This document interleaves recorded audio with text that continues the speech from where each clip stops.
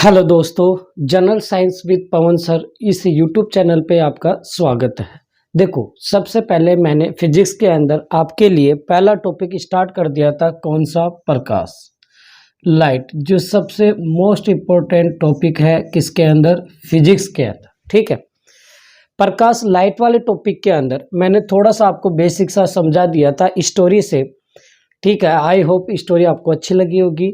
Story के अंदर मैंने बताया था कि अपन याद रखते हैं कि प्रकाश ड्यूल नेचर का होता है, दोहरी प्रकृति का होता है। क्या कि प्रकाश क्या है? कण भी है, तो प्रकाश क्या है? तरंग। ये अपन ने पहली क्लास में पढ़ लिए थे। ठीक है, ये रिवीजन करवा रहा हूँ। जिन्होंने पहली क्लास नहीं ली, वो स्टोरी नहीं सुनी, तो पहला वाला वीडियो जरूर देखना। तो मैंने बोला कि प्रकाश दोहरी प्रकृति का होता है, पार्टिकल भी है तो वेव भी है, तरंग भी है। ठीक है, लेकिन क्वेश्चन ये नहीं पूछा जाता। ये पहले का क्वेश्चन होता था कि प्रकाश कैसा है, ड्यूल नेचर का, दोहरी प्रकृति का। आजकल पूछा जाता है कि प्रकाश को कण सबसे पहले, पार्टिकल सबसे पहले किसने बोला था? तो सबसे पहले किसने बोला था? न्यूटन ने। ठीक है, सबसे पहले न्यूटन ने बताया कि प्रकाश क्या है? कण, पार्टिकल है, जिसे अपन क्या बोलते हैं? कौन सा सिद्धांत? कणिका सिद्धांत, कार्पसल्स थ्योरी बोलते हैं। कणिका सिद्धांत, कार्पसल्स थ्योरी। तो ये सबसे पहले किसने बोला था? न्यूटन ने। ठीक है, प्रकाश को, लाइट को कण यानी कि पार्टिकल सबसे पहले किसने बोला? न्यूटन ने, जिसे अपन क्या बोलते हैं? कणिका सिद्धांत, कार्पसल्स थ्योरी। वैसे ही पूछा जाए कि सबसे पहले तरंग किसने बोला, तो आपको क्या बोलना है? हाइजेन या हाइगेन। ठीक है, हाइजेन या हाइगेन ने सबसे पहले बोला कि प्रकाश क्या है? तरंग। और ये मैंने याद करने की ट्रिक आपको पहली क्लास में बता दी थी, जिसे अपन क्या बोलते हैं? तरंग सिद्धांत, वेव थ्योरी। ठीक है, तो जब भी पूछा जाए कि प्रकाश का कणिका सिद्धांत या कण के बारे में किसने बताया? न्यूटन ने। प्रकाश को तरंग, वेव के बारे में किसने बताया? हाइगेन। ठीक है, आगे बढ़ते हैं। लेकिन प्रकाश को कण रूप जो सिद्ध किया था, प्रूव किया था, वो किसने किया था? ये पूछा जाता है। न्यूटन ने सिर्फ बोला प्रकाश क्या है? कण या कणिका सिद्धांत, लेकिन प्रूव किसने दिया किया था? तो याद रख लेना, वो किया था किसने? आइंस्टीन ने। प्रूव किसने किया था? आइंस्टीन ने। याद रखना है, प्रकाश को कण रूप किसने सिद्ध किया? आइंस्टीन ने। और कौन सा इफेक्ट था? प्रकाश विद्युत प्रभाव। कौन सा था? प्रकाश विद्युत प्रभाव, जिसको अपन क्या याद रखते हैं? इंग्लिश में बोले तो फोटो इलेक्ट्रिक इफेक्ट। ये किसने दिया था? ये इफेक्ट पहली क्लास ली हो तो आपको याद होगा। प्रकाश विद्युत प्रभाव, फोटो इलेक्ट्रिक इफेक्ट किसने दिया था? हर्ट्ज ने, है ना। आइंस्टीन ने इसकी सिर्फ एक्सप्लेनेशन, व्याख्या की थी। क्या व्याख्या की थी? क्या क्या एक्सप्लेनेशन था? ये मैंने पहले वीडियो में बता दिया आपको। बस थोड़ा सा रिवीजन, इंपॉर्टेंट रिवीजन करवा रहा हूँ। तो प्रकाश को कण रूप किसने सिद्ध किया था? आइंस्टीन ने। कौन सा इफेक्ट था? प्रकाश विद्युत प्रभाव। ऐसे पूछ लिया जाए कि प्रकाश को तरंग रूप किसने सिद्ध किया? किसने प्रूव किया कि प्रकाश रियल में क्या है? तरंग। इसने सिर्फ बोला था हाइगेंस ने, लेकिन सिद्ध किसने किया था? तो ये किया था यंग ने। किसने किया था? यंग ने। और कौन सी थ्योरी दी थी? यंग ने दी थी व्यतिकरण का सिद्धांत। कौन सा? व्यतिकरण यानी कि इंटरफेरेंस थ्योरी। इंटरफेरेंस थ्योरी याद रखना है। और इंटरफेरेंस थ्योरी क्या है? मैंने पहले वीडियो में बता भी दिया है, और इसके बारे में अपन डिटेल से आगे लाइट वाले चैप्टर में पढ़ेंगे। तो अपन ने इतना सा रिवीजन कर लिया था, ठीक है, कि प्रकाश क्या है, वगैरह वगैरह। अब इसके बाद में मैंने शायद थोड़ा सा और बता दिया होगा कि प्रकाश के बारे में दो और से प्रिंसिपल दिए गए थे कि प्रकाश को कण, पार्टिकल और भी बोला गया था, और भी थ्योरी आई थी। तरंग के लिए भी और भी थ्योरी आई थी। कौन कौन सी? यदि नहीं बताया तो याद रख लेना कि प्रकाश के लिए विद्युत चुंबकीय सिद्धांत किसने दिया, ये पूछ लिया जाता है। विद्युत चुंबकीय तरंग सिद्धांत। ठीक है, इंग्लिश में बोले तो इलेक्ट्रोमैग्नेटिक इफेक्ट। ठीक है, इलेक्ट्रोमैग्नेटिक वेव इफेक्ट किसने दिया था? विद्युत चुंबकीय तरंग सिद्धांत किसने दिया था? तो ध्यान रखना, मैक्सवेल ने। किसने दिया था? मैक्सवेल ने। ठीक है, इसने भी इसको वेव, तरंग प्रूव कर दिया था। और एक याद रखना है, क्वांटम थ्योरी। क्वांटम थ्योरी किसने दी थी? तो ये भी याद रख लेना, क्वांटम थ्योरी दी थी किसने? मैक्स प्लांक ने। किसने दी थी? मैक्स प्लांक ने दी थी सबसे पहले क्वांटम थ्योरी। ये इतना याद रख लोगे। ये है महत्वपूर्ण प्रिंसिपल सिद्धांत वगैरह जो अक्सर एग्जाम में पूछे जाते हैं लाइट वाले टॉपिक से। तो आपको समझ में आ गया होगा। अब इससे आगे बढ़ते हैं। देखो,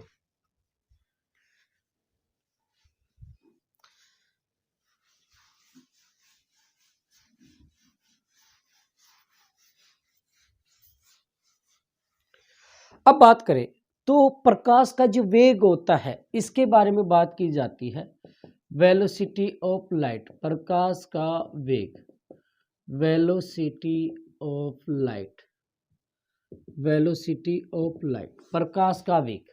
तो पूछा जाए कि प्रकाश का वेग, वेलोसिटी ऑफ लाइट, सबसे पहले किसने बताया था? तो आपको याद रखना है, सबसे पहले बताया था किसने? रोमर ने। किसने बताया था? रोमर ने। कब बताया था? तो ध्यान रखना 1676। ये दोनों क्वेश्चन पूछे गए हैं, ध्यान रखना। प्रकाश का वेग, वेलोसिटी ऑफ लाइट, सबसे पहले किसने बताई थी? रोमर ने। कब? 1676 ईस्वी में। और इसने बताया था कि निर्वात के अंदर, वैक्यूम के अंदर जो प्रकाश का वेग होता है वो होता है 3 गुना 10⁸ मीटर पर सेकंड, जो क्या होता है? सबसे ज़्यादा। क्या होता है? सबसे ज़्यादा। जब भी पूछा जाए कि प्रकाश का वेग सबसे ज़्यादा किस में होता है? वैक्यूम निर्वात के अंदर होता है। कितना होता है? 3 गुना 10⁸ मीटर पर सेकंड। ठीक है। और प्रकाश का वेग सबसे पहले किसने बताया था? रोमन ने। लेकिन यहीं तक नहीं पूछता, इससे आगे डिटेल में पूछा जाता है। ये तो सब याद रख लेते हैं कि सबसे ज़्यादा प्रकाश का वेग किस में होता है? वैक्यूम यानी कि निर्वात में। निर्वात क्या होता है? तो जहाँ एयर प्रेजेंट ना हो, हवा नहीं हो, वही क्या कहलाता है? वैक्यूम। तो निर्वात के अंदर कितना होता है? 3 गुना 10⁸ मीटर पर सेकंड। सबसे पहले किसने बताया प्रकाश का वेग? रोमर ने। कब बताया था? 1676 ईस्वी में। लेकिन क्वेश्चन और क्या पूछे जाते हैं कि पूरे मीडियम, पूरे माध्यम के अंदर पूछा जाता है कि प्रकाश का वेग क्या क्या होता है। जैसे आपको यहाँ लिख रहा हूँ मैं माध्यम, यहाँ अपन लिख रहे हैं माध्यम यानी कि मीडियम, और इधर लिखेंगे प्रकाश का वेग। इधर लिखेंगे अपन क्या? प्रकाश का वेग यानी कि velocity of light, velocity of light. याद रखना है, पूछा जाता है। इधर मीडियम लिखेंगे। जैसे पहले की बात करें, वैसे निर्वात कोई माध्यम नहीं होता है, ध्यान रखना, लेकिन चार्ट बना रहे हैं याद रखने के लिए। ठीक है, ये कोई मीडियम नहीं होता है, ध्यान रखना। निर्वात को अपन कोई माध्यम मीडियम नहीं मानते हैं। तो सबसे पहले याद रखना है, निर्वात के अंदर सबसे ज़्यादा होता है प्रकाश का वेग। कितना होता है? 3 गुना 10⁸ मीटर पर सेकंड। सबसे ज़्यादा प्रकाश का वेग होता है वेलोसिटी ऑफ लाइट किसके अंदर? निर्वात में। उससे थोड़ा सा कम होता है हवा में, एयर में। पूछा जाए कितना? तो लगभग 2.9 इंटू 10⁸ मीटर पर सेकंड। ठीक है। हवा के अंदर कितना होता है? 2.9 इंटू 10⁸ मीटर पर सेकंड। इससे थोड़ा सा कम होता है किसके अंदर? पानी, वाटर के अंदर। कितना होता है? तो लगभग 2.25 इंटू 10⁸ मीटर पर सेकंड। फिर और एक और वैल्यू याद रख लेना, कांच के अंदर भी पूछ लिया जाता है, ग्लास में, तो उसमें प्रकाश का वेग होता है लगभग 2 गुना 10⁸ मीटर पर सेकंड। इतनी वैल्यू आपको याद रखनी है। और भी होती है, जैसे नायलॉन के अंदर पूछा जाए तो नायलॉन में लगभग 1.9 इंटू 10⁸ मीटर पर सेकंड के समथिंग होती है। ठीक है, लेकिन ये चार तो आपको याद रखना है। सबसे ज़्यादा किसमें? निर्वात में। जैसे जैसे मान लो सॉलिडनेस यानी कि ठोस मिलता जाएगा मीडियम, वैसे वैसे प्रकाश का वेग कम होता जाता है। कि हवा में क्या, हवा में क्या सॉलिड थोड़ी होता है, तो हवा में सबसे ज़्यादा। फिर जैसे जैसे सॉलिड यानी कि ठोस होता जाएगा, वैसे वैसे माध्यम में प्रकाश का वेग क्या होता जाता है? कम। उसके बाद में यहाँ पे ये चार्ट आपको याद हो जाएगा। और जैसे मान लो कोई नोट्स बना रहा हो तो स्क्रीनशॉट लेते जाओ साथ के साथ, और नोट्स भी बनाते जाओ। ठीक है। और वैसे मैं इस टॉपिक के नोट्स आने वाले जो क्लासें होंगी उसके अंदर डिस्क्रिप्टिव में नीचे लिख दूंगा, डिस्क्रिप्शन में, वहाँ पे आप पीडीएफ डाउनलोड कर लेना। अब इसके बाद में यहाँ तक हो गया। अब आगे पढ़ते हैं प्रकाश का वेग, यानी कि एक तरह से देखा जाए तो लाइट का अपना मेन चीज़ जो होती है, बेसिक इंट्रोडक्शन, वो होगी कंप्लीट। अब एक और क्वेश्चन पूछा जाता है कि जो ये मान लो सूर्य है, ये मैंने करवा भी दिया आपको, फिर दोबारा रिवीजन करवा रहा हूँ। ये है चंद्रमा, ठीक है, सन और मून। पूछा जाता है कि इनसे, ये है अपनी पृथ्वी, ये क्या है? पृथ्वी, अर्थ। पूछा जाता है कि भाई प्रकाश का जो वेग आता है सूर्य से, वो पृथ्वी पर कितनी देर में पहुंच जाता है? पूछा जाता है सूर्य से पृथ्वी तक लाइट प्रकाश का वेग पहुंचने में या प्रकाश की किरण पहुंचने में कितना समय लेती है। तो क्या याद रखना है, लगभग 500 सेकंड। कितना सेकंड, 500, या 8 मिनट और कितनी सेकंड, 20 सेकंड, ये याद रखना है।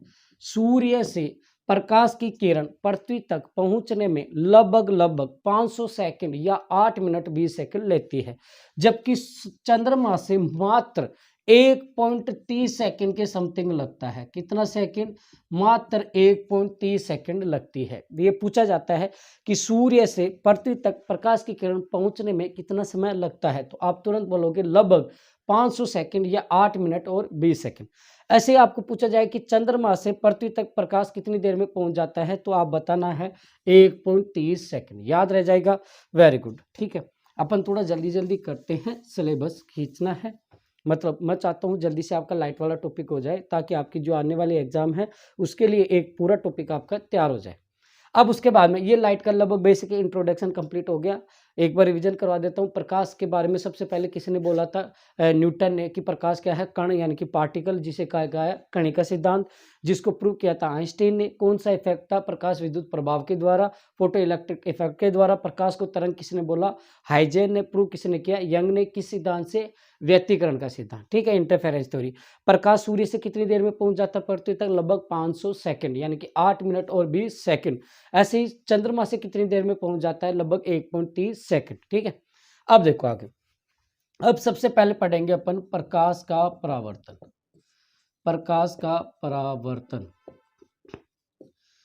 Reflection of light. Reflection of light क्या होती है, समझना है इसे।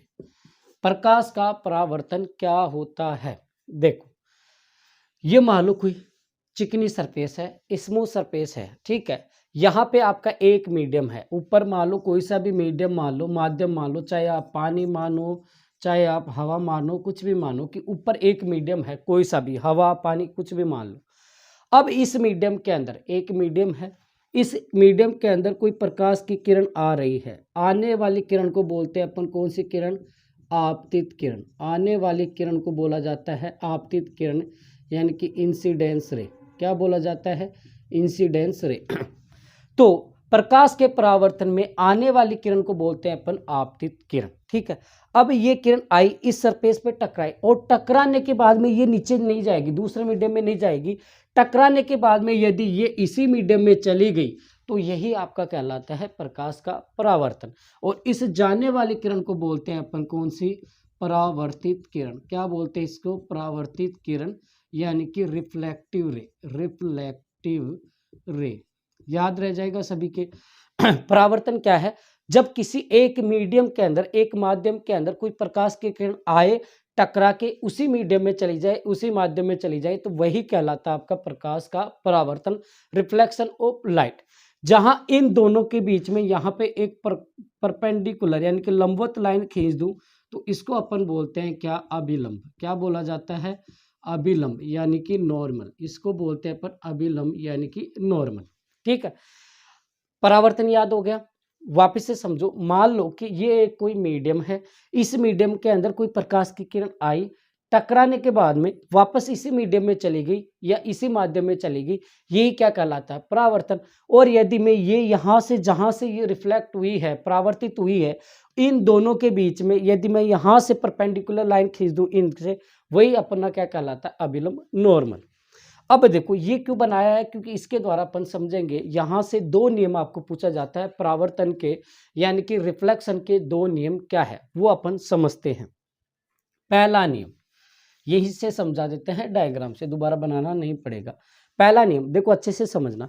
पहला नियम क्या बोलता है परावर्तन का, कि जो आने वाली किरण है, जाने वाली किरण है, और जो जहां ये दोनों मिल रही है, जिसे बोलते हैं अपन क्या, अभिलंब, क्या ये तीनों के तीनों एक ही तल या पॉइंट पर है क्या नहीं है।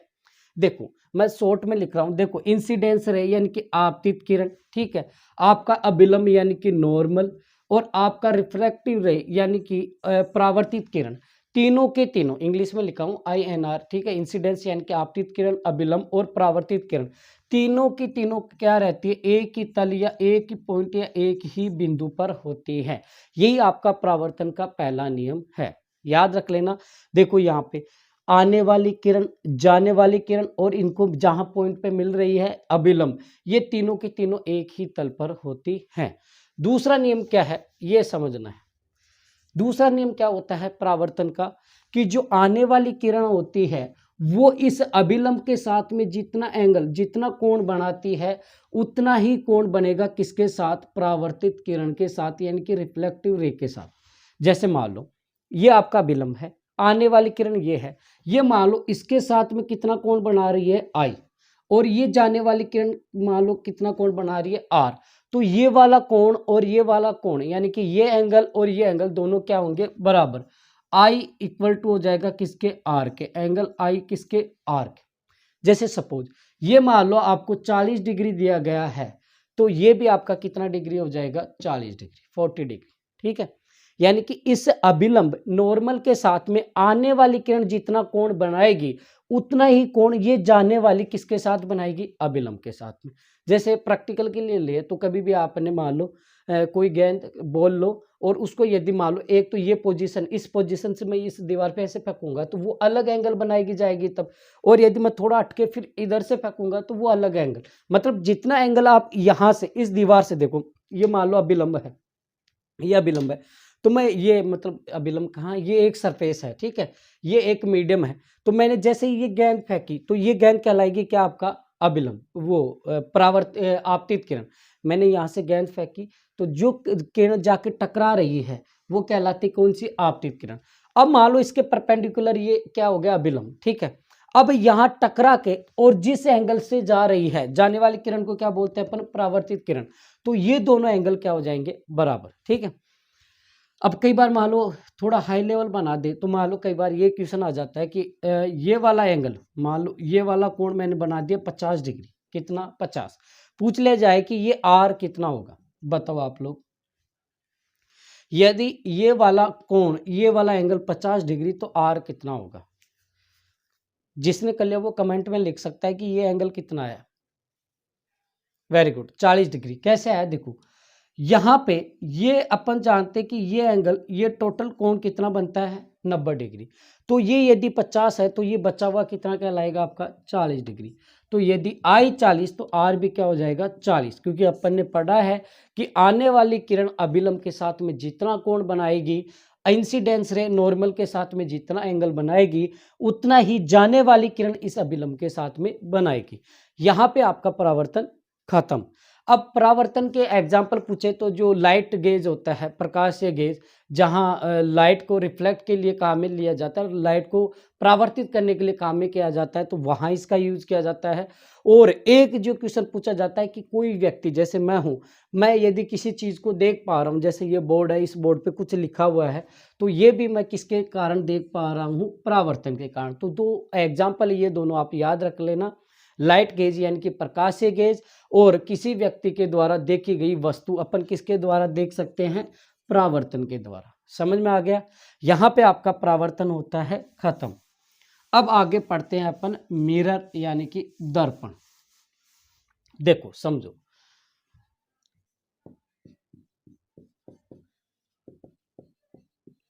मिरर दर्पण क्या होता है। तो देखो मिरर दर्पण पढ़ने से पहले एक चीज कि मिरर के पीछे जो कलई यानी कि रंग किया जाता है वो किसका किया जाता है। क्वेश्चन पूछा जाता है किसी दर्पण के पीछे, दर्पण के पीछे देखा होगा एक कलर किया जाता है बैक साइड में, तो वो कलर किसका किया जाता है, तो वो बताना है। आप लोग बताओ किसका किया जाता है। जब आप मिरर में अपनी इमेज देख रहे होते हो तब उस मिरर के पीछे, मान लो ये मिरर है तो इस मिरर के पीछे एक कलर किया जाता है, वो कलर किसका किया जाता है, एग्जाम में पूछा जाता है। तो वो किया जाता है सिल्वर जो होता है, सिल्वर बोले तो चांदी, इस चांदी के मिक्सर का यूज किया जाता है। चांदी के साथ जैसे ब्रोमाइड मिला दिया, नाइट्रेट मिला दिया, या फिर आपके अलग से आपका मर्क्यूरी यानी कि पारा का यूज कर लिया जाता है इस मिरर के पीछे, दर्पण के पीछे कलई या रंग करने में। ध्यान रखना ये मान लो मिरर है, इसके पीछे यदि आप कलर कर रहे हो देखने के लिए तभी आप देख पाओगे अच्छे से। क्यों किया जाता है, क्योंकि जो चांदी होती है, सिल्वर होता है, वो सबसे अच्छा क्या होता है, रिफ्लेक्टिव यानी कि परावर्तक होता है। पूछा जाता है ये भी क्वेश्चन कि सबसे अच्छा सबसे अच्छा परावर्तक या रिफ्लेक्टिव मेटल कौन सा है, धातु कौन सा है, तो बता देना। वो है सर चांदी। क्या है? चांदी। चांदी सबसे अच्छी परावर्तक यानी कि रिफ्लेक्टिव क्या होती है, मेटल होती है। इसलिए अपन दर्पण के पीछे, किसी भी मिरर के पीछे अपन किसका कलर करते हैं, सिल्वर के मिक्स का। सिल्वर के मिक्स मतलब या तो आपको AgNO3, AgNO3 का मतलब होता है सिल्वर नाइट्रेट, या फिर जैसे AgBr मतलब सिल्वर ब्रोमाइड, या फिर आप कभी कभी पारा का भी यूज कर लिया जाता है, Hg यानी कि मर्क्यूरी का भी यूज किया जाता है। याद रख लोगे ये चीजें। दर्पण के टाइप पढ़ने से पहले थोड़ा सा अपन बेसिक सा क्वेश्चन पढ़े हैं कि पूछा जाता है कि दर्पण या किसी भी मिरर के पीछे कलर किसका किया जाता है, चांदी का, क्योंकि चांदी जो होती है वो सबसे अच्छी परावर्तक रिफ्लेक्टिव होती है।